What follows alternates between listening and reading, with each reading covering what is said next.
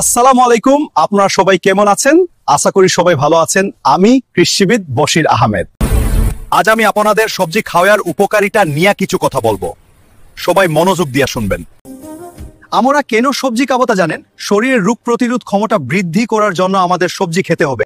সবজি উৎপাদন সিজন হল তিনটি: গ্রীষ্মকাল, বর্ষাকাল ও শীতকাল। সবজি হতে আমরা কি পাই জানেন?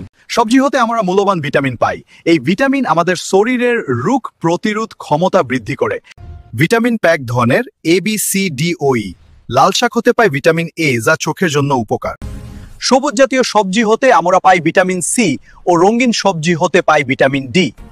একজন পূর্ণ বয়স্ক মানুষ যাদের বয়স 18 বছরের বেশি প্রতিদিন 250 গ্রাম সবজি খেতে হয়। কিন্তু দুঃখজনক হলেও সত্য, আমরা প্রতিদিন 70 থেকে 80 গ্রাম সবজি খাই, আর জাপানিরা খায় 350 গ্রাম ও ইন্ডিয়ানরা খায় 280 গ্রাম।